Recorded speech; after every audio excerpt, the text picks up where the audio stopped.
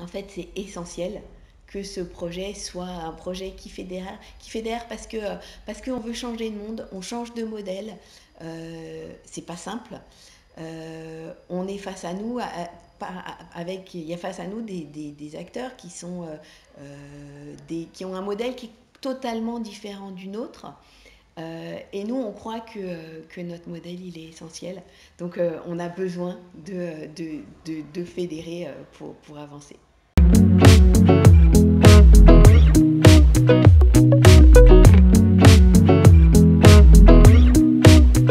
Donc, Karen, vous êtes cofondatrice de Keepit.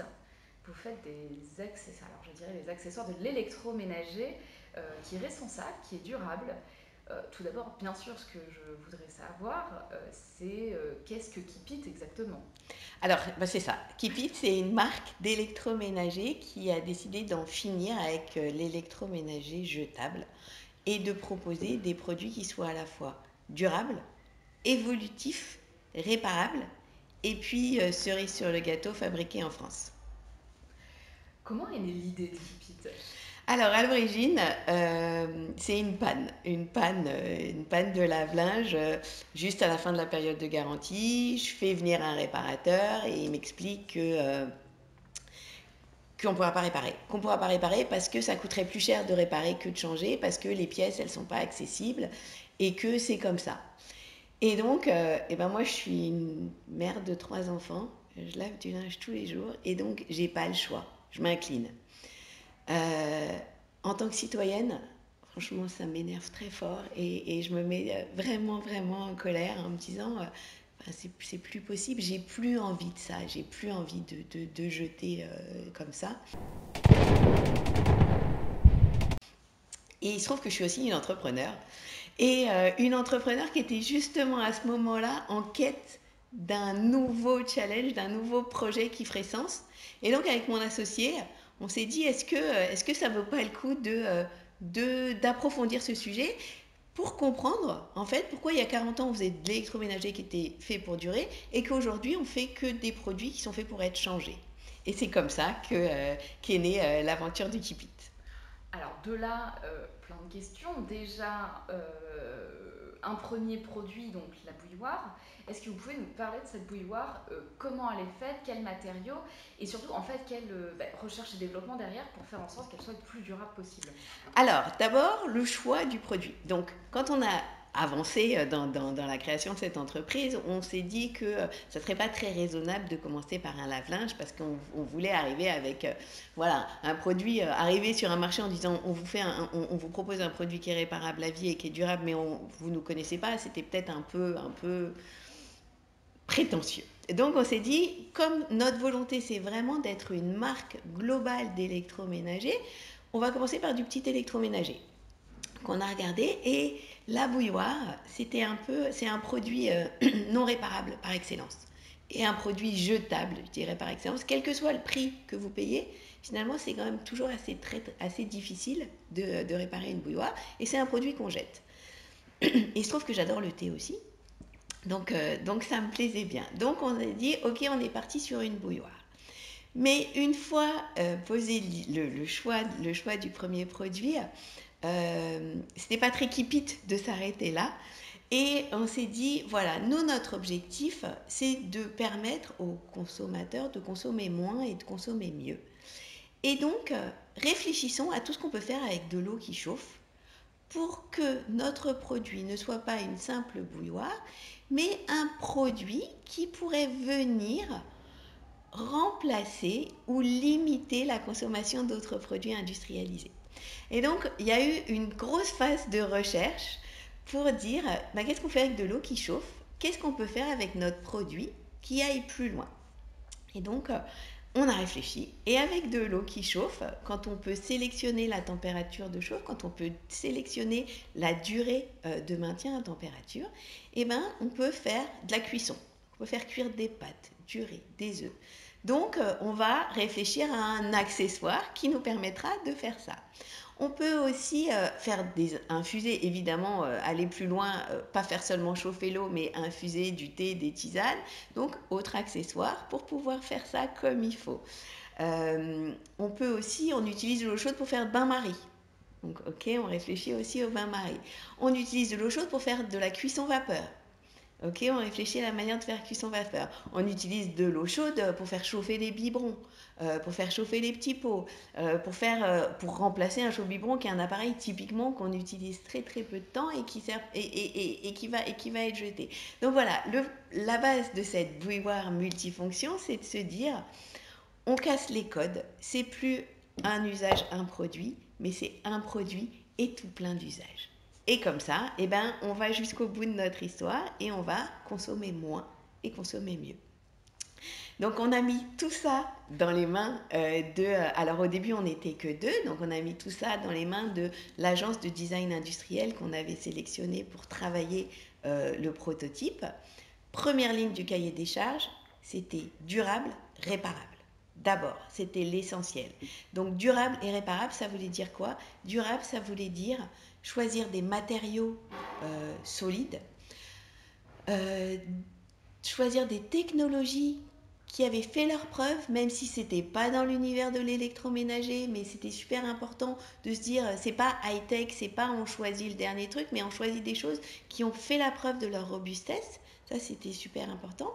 Et réparable, réparable, c'est bête à dire, mais c'est en fait le plus compliqué, c'est garantir la possibilité d'avoir accès à toutes les pièces, à tout ce qui compose l'appareil, pour que le jour où on a un problème, le jour où on doit faire un changement, on n'ait qu'une seule pièce à changer, qu'on puisse atteindre la pièce, que ce soit toujours moins cher de changer la pièce que d'acheter du neuf et que ce soit facile. Et donc voilà, c'est vraiment parti là-dessus. Alors ça paraît simple, mais en fait c'est pas simple. Euh, en fait c'est pas simple, mais enfin, pour nous, c'était essentiel. Il fallait pas transiger sur aucun de ces points. Alors, en quelle matière, du coup, la bouilloire est faite? Parce que, comme vous le dites, là, avec tous les matériaux qu'il y a différents, à la fois pour pouvoir la réparer, en même temps pour avoir tous les accessoires, pour vraiment faire cette bouilloire multifonction, en quel matériau c'est fait? Et est-ce que vous arrivez même à aller jusqu'à la traçabilité des matériaux? Alors, on a privilégié l'inox. On a privilégié l'inox pour la durabilité. Donc elle est là. Elle est principalement en inox. Les accessoires sont en inox. L'intérêt de l'inox, c'est que c'est le matériau responsable par excellence, puisque globalement, là, alors ça bouge un peu, ça va bouger d'une série à l'autre, mais on est entre 60 et 80% de matière qui est recyclée. En fait, on met peu de matière neuve quand on utilise l'inox parce que vraiment c'est un matériau qui se recycle parfaitement. Donc ça, c'était vraiment très intéressant. On a dû intégrer des pièces plastiques pour la partie chauffe. Alors, spécificité de ces pièces plastiques, c'est qu'il n'y en a aucune qui est en contact avec l'eau. Donc ça, c'était super important. Euh, Très gros travail sur le plastique. Très gros travail sur le plastique parce que donc il fallait un polymère spécifique qui supporte la montée en température et qui dure dans le temps.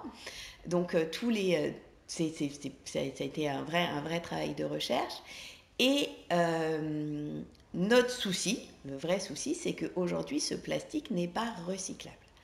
Alors, celui-là n'est pas recyclable, mais globalement, il faut savoir, parce qu'on a appris beaucoup sur le plastique, c'est qu'on vous dit que c'est recyclable, mais c'est pas complètement vrai. C'est pas complètement vrai, parce que c'est pas 100% de la matière qui est recyclable. Et puis souvent, en fait, le recyclage se fait pas en France. Donc il a fallu travailler vraiment sur cette matière pour qu'elle ait les caractéristiques physiques nécessaires en montée en température, en maintien de la forme et en durabilité, mais aussi de voir comment on pourrait ne pas les jeter quand elles devraient être changées et voir comment les réinjecter dans notre production. Donc ça, c'est encore un travail en cours. C'est encore quelque chose qu'on va améliorer, mais voilà, c'est un objectif. Donc la matière brute, elle vient de Corée. Le plastique, ça vient de là. En revanche, on a choisi d'investir dans les moules et la possibilité de le faire usiner et travailler en France, en Occitanie. Donc le choix, voilà, la matière elle-même, on ne maîtrise pas. En revanche, tout ce qui est traitement de la matière, on maîtrise puisque c'est fait tout à côté de chez nous, à côté de Toulouse. Alors, bien sûr, elle est faite pour durer le plus de temps possible. Quelle est comment dire, la durée de vie là, estimée? On part sur 40, 50 ans En fait, on part sur une réparabilité à vie, puisque j'ai dit tout à l'heure qu'elle était évolutive, parce que ça aussi c'est important. Donc, les matières et la structure de la jarenne, globalement, c'est inusable. Je ne sais pas ce qu'il faut faire pour casser une double cuve en inox, mais je pense qu'il faudrait vraiment faire beaucoup d'efforts. Toutes les pièces sont accessibles.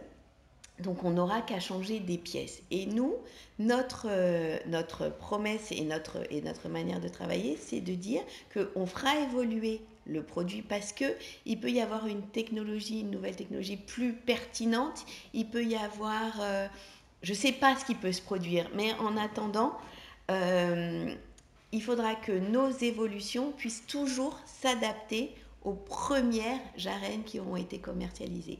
Et ça veut dire que c'est un produit qui ne doit pas être jeté, qui doit toujours pouvoir continuer à fonctionner. Ça, c'est vraiment fantastique. Il n'y aura pas que la jarenne.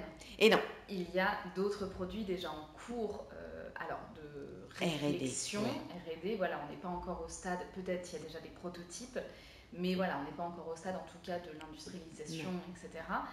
Est-ce que vous pouvez nous parler un petit peu de ces prochains produits? Alors, dans la suite, deuxième produit, ça sera un grille-pain qu'on va travailler aussi avec cet aspect durable, réparable et multifonction. Toujours cette même logique.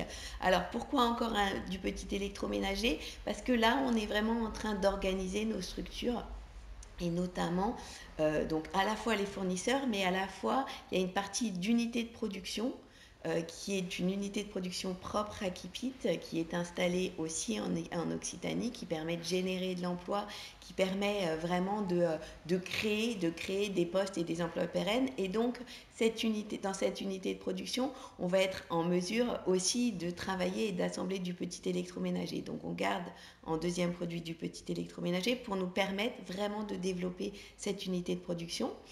En 3, ça sera notre lave-linge. Donc là, on passe à l'étape d'après. Donc sur le lave-linge, comme sur le grille-pain, on est vraiment en phase de R&D, on avance en parallèle. Mais pour le lave-linge, on n'aura pas besoin d'une unité de production, mais vraiment d'une usine de production. Et donc, on est aussi en train de travailler sur la création de cette usine. Donc ça va prendre encore un peu plus de temps. Mais on avance. Notre manière de voir, c'est vraiment d'avancer étape par étape, en faisant attention à vraiment ne rien perdre, ne pas perdre notre âme en chemin et continuer dans ce cercle qui se veut vraiment un cercle vertueux d'éco-conception, de matériaux durables, mais aussi de création d'emplois pérennes et locaux et inclusifs, vraiment d'être dans un cercle vertueux parce que sinon ça n'aurait pas de sens. Petite question sur les composants que l'on peut réparer. Ils sont disponibles en ligne. Est-ce que sinon il faut renvoyer par exemple la jarenne, donc la bouilloire, dans vos services en Occitanie? Comment ça se passe, voilà, si ça tombe en panne, qu'on a vraiment besoin de réparer, qu'on est un petit peu bricolo ou pas du tout? Dans les deux cas, comment on fait? Alors d'abord, il y a un truc que je n'ai pas précisé, c'est que tout est en open source. C'est aussi dans la philosophie de Kipit. Pourquoi l'open source? Donc l'open source, ça veut dire qu'on fournit les plans de la partie matérielle et les plans de la partie logicielle aussi, pour permettre aux keepers qui veulent faire évoluer le produit, d'avoir la main dessus. L'open source, l'intérêt, c'est que tout est ouvert, on connaît tout. Si on fait évoluer le produit, la seule obligation pour les keepers, c'est d'en faire partager la communauté et de faire avancer ensemble le projet. Donc, on a un problème, on veut réparer, d'abord on a accès au plan. Si on est bricolo, ça va être facile parce que, je vais vous montrer, hop, mais par exemple, pour accéder au système de chauffe, il y a 3 vis, on dévisse et on est sur le système de chauffe. Ça permet de... c'est facile. C'est vraiment... C'est tout facile, je la remets derrière. Donc, mais c'est facile. Donc, si on veut le faire, on peut le faire. Si on ne sait pas le faire, si on ne sent pas de le faire, nous, on s'est rapproché des réseaux des Repair Café pour que on puisse aller voir et donc aller voir en amenant les plans. C'est ultra simple. Les pièces, il y a soit des pièces sur étagère, soit des pièces qui seront disponibles chez nous. Les pièces spécifiques, on les enverra. Ou alors, on aura aussi notre équipe, l'équipe qui assemble, sera aussi en mesure de réparer quand ce sera nécessaire. Donc, il faut que ce soit super facile parce que ce qu'on veut, c'est ne vendre qu'une seule jarenne par Keepers. Est-ce que vous pensez à quelque chose qu'on n'aurait pas abordé et qui est hyper important d'aborder? Oui, il y a la communauté. Il y a la communauté des Keepers. La communauté des Keepers, donc nous, ce qu'on pense, c'est que aujourd'hui, tout le monde a un rôle à jouer et on n'y arrivera que si on part ensemble. Donc, dès le démarrage, on a donné la possibilité à tout le monde, donc des particuliers, des professionnels, tous ceux que ça intéressait de s'inscrire, tout simplement de s'inscrire sur notre site internet en disant voilà, j'ai envie d'en savoir plus, j'ai envie d'échanger avec vous. Et ça a été le début de cette communauté qui est complètement intégrée dans le développement de l'entreprise. Donc ça veut dire quoi? Ça veut dire que on parle de développement produit, on parle de fournisseurs, on parle de ce qui marche, on parle de ce qui ne marche pas. On est vraiment en transparence totale parce que les keepers vont nous dire nous on aimerait cette fonctionnalité, comment on peut faire, comment on peut la développer, on aimerait c'est avec eux qu'on va valider le packaging, c'est avec eux qu'on va valider la notice.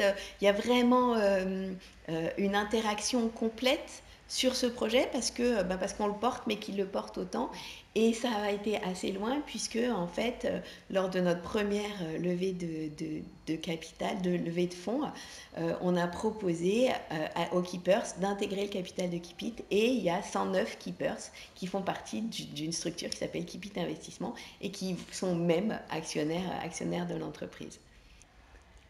Je vais passer à la dernière question qui est sans doute des fois la plus compliquée. C'est de voir comment on pourrait résumer Keepit en une phrase finalement. Peut-être deux. Allez. Alors, en fait, avec Keepit, ce qu'on veut, c'est déprogrammer l'obsolescence en proposant des produits qui soient réellement durables, évolutifs, réparables, parce que c'est essentiel. Super. Voilà. Merci beaucoup. Avec plaisir.